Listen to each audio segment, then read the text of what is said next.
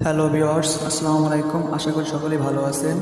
একটি professional amplifier তৈরি করার আজকের এই প্রথম পার্টে আজকে আমরা দেখব অ্যাম্প্লিফায়ার যে ক্যাবিনেট রয়েছে এই ক্যাবিনেটের সঙ্গে আমরা সার্কিট বোর্ড বা ড্রাইভার বোর্ড বা বুস্টার বোর্ডগুলোকে সংযোগ করব।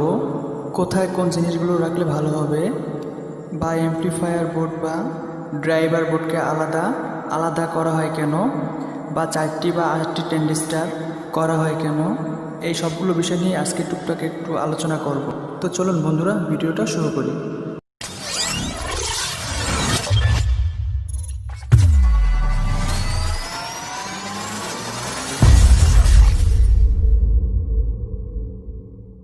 তো বন্ধুরা, পূর্বের ভিডিওতে আমরা দেখেছিলাম এগুলোকে ছিদ্র করে কিভাবে বিভিন্ন কম্পোনেন্ট এগুলোর সঙ্গে লাগাতে হয়, বা কি কারণে আমরা ফ্যানটিকে উল্টায় লাগাবো না ঘুরে লাগাবো, এগুলোকে কীভাবে লাগাতে হয় সবগুলো আমরা সব বিষয় নিয়ে আমরা কিন্তু জেনেছিলাম।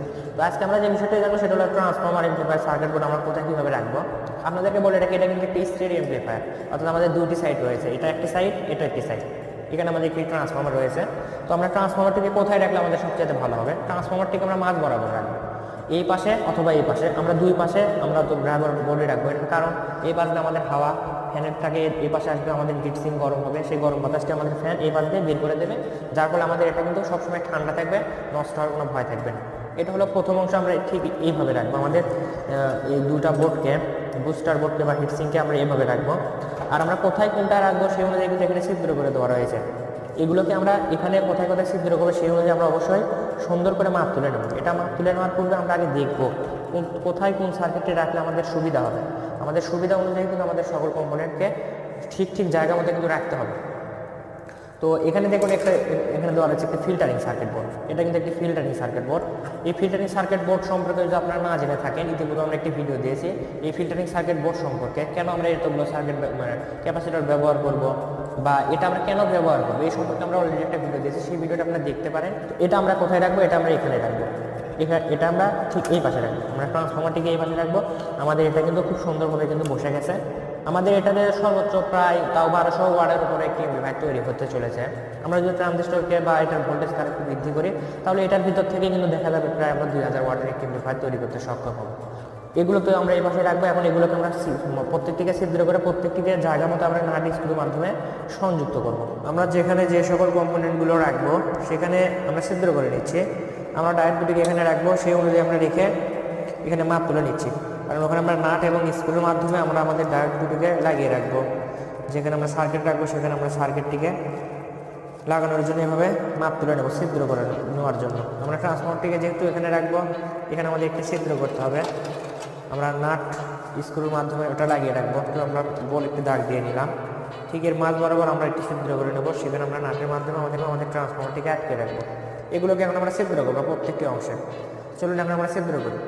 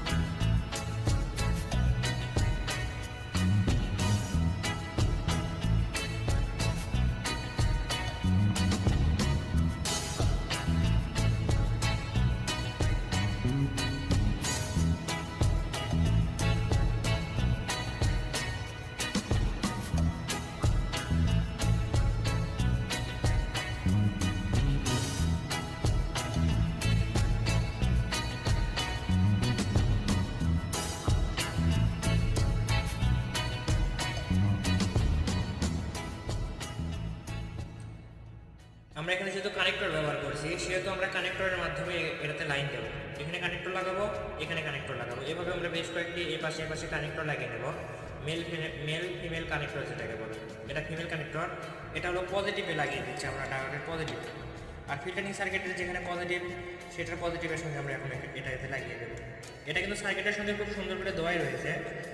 এটা হলো নেগেটিভ কানেক্টর, অর্থাৎ ডায়োডের নেগেটিভের সাইড থেকে আমরা এখানে কিন্তু খুব সুন্দর করে দেখতে পাচ্ছি নেগেটিভ টার্মিনাল। তো আমরা নেগেটিভ টার্মিনালের সঙ্গে আমরা এটা লাগিয়ে দিচ্ছি।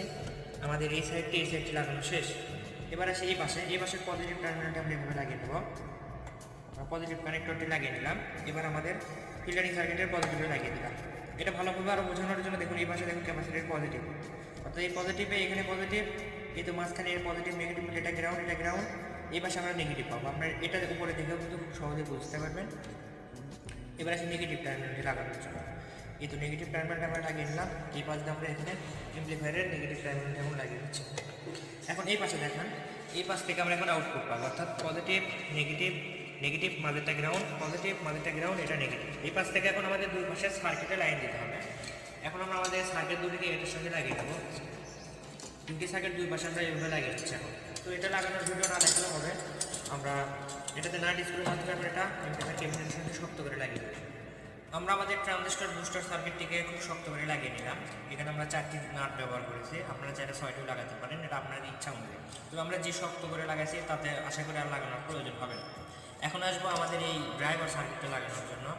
তো ড্রাইভার সার্কিটটা আমরা লাগাবো। ড্রাইভার সার্কিট লাগানোর পূর্বে একটি বিষয় রয়েছে, সেটা হলো আমরা ড্রাইভার সাইড থেকে যে লাইনটি আমাদের এখানে লাগাবো, এই বুস্টার সার্কিটে লাগাবো। তো এখানে কিন্তু কেবল লাগাতে হবে আমাদের। এখানে ইমিটার বেস কালেক্টর। তো আমাদের যদি স্পিকারের লাইনে আমাদের ইমিটার যেহেতু কমন থাকতেছে, সেজন্য আমাদের এখানে 5টা টার্মিনাল দেওয়া রয়েছে, 1টা 2টা 3টা 4টা 5টা, এখানে কিন্তু 5টা টার্মিনাল দেওয়া রয়েছে। তো এখন এটার সঙ্গে আমরা মোটা কেবল, এই ধরনের মোটা কেবল লাগিয়ে নেব। এবং তার অপোজিটে আমরা এখানে যেরকম কেবল লাগিয়ে নিয়েছি, এখানে তো দেখতেছেন এরকম কেবল লাগিয়ে নেব। তো সেই কাজটি আমরা করে আসি। আমরা আমাদের দুইটি ড্রাইভার সাইডের সঙ্গে আমাদের তার বা টার্মিনালগুলো কিন্তু লাগিয়ে নিয়েছি। আমাদের এই পাশের তারগুলো কিন্তু সোল্ডারিং করা রয়েছে বোর্ডের সঙ্গে। আর এইগুলোর যে কানেক্টর রয়েছে, এই পাশের কানেক্টর সিস্টেম করেছি আমরা এই অ্যাম্প্লিফায়ার বোর্ডটি বা এই অ্যাম্প্লিফায়ারটি সম্পূর্ণই কানেক্টর সিস্টেম করেছি। অর্থাৎ সোল্ডারিং আমরা কিছু অংশে করেছি এবং বেশিরভাগ অংশে আমরা কানেক্টর সিস্টেম করেছি। এগুলো কানেক্টরের মাধ্যমে এখন আমরা আমাদের বুস্টার সার্কিটের সঙ্গে আমরা আমাদের ড্রাইভার বোর্ডটিকে সংযুক্ত করব। তো এখানে যে বেস টার্মিনালটি রয়েছে, এখানে আমাদের বুস্টার সার্কিটের বেস টার্মিনাল রয়েছে। এখানে আমরা প্রত্যেকটি টার্মিনাল এখন আমরা এভাবে লাগিয়ে দেব। প্রত্যেকটি টার্মিনাল এভাবে লাগিয়ে নিচ্ছি।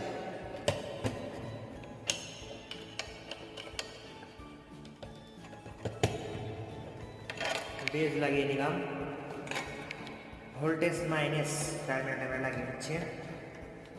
এরপর লাগিয়ে নিচ্ছি বেস, এরপর লাগিয়ে নিচ্ছি আমরা ইমিটার।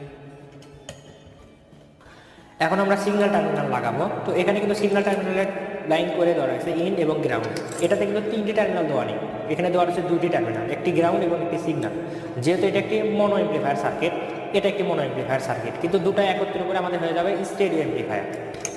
আমরা আমাদের সিগন্যাল টার্মিনাল দুটি লাগিয়ে নিচ্ছি, একটা গ্রাউন্ড এবং একটা সিগন্যাল ইন টার্মিনাল। এভাবে আমরা লাগিয়ে নেব এবং সোল্ডারিং করে নেব সোল্ডারিং আয়রনের মাধ্যমে। মোটামুটি আমাদের সকল কম্পোনেন্ট লাগানো শেষ। আর এই সকল কম্পোনেন্ট লাগানোর পরে আমরা যখন ফ্যানের লাইন বা বেস্টন বা অন্য কিছু লাইন দেবো, সেই লাইনগুলি আমরা এই পাশে রেখে দেবো। এখানে রেখে দেওয়ার কারণে একটাই, আমরা প্রথমে দেখবো আমাদের সার্কিটটি সঠিকভাবে লাগানো হয়েছে কিনা, সার্কিটের কোথাও কোনো শর্ট সার্কিট হয়েছে কিনা। সম্পূর্ণটা ফিটিং দেওয়ার পর দেখবেন হয়তো কোথাও শর্ট সার্কিট হচ্ছে, সেক্ষেত্রে কিন্তু আমাদের পুনরায় আবার সব কিছুকে খুলতে হবে। সেহেতু আমাদের একটি স্টেপ করে করে আমাদের প্রত্যেকটি জিনিস চেক করে দেখতে হবে। এখন আমরা আমাদের এই দুইটি ড্রাইভই চেক করে দেখবো স্পিকারের মাধ্যমে। এখন আমরা চেক করবো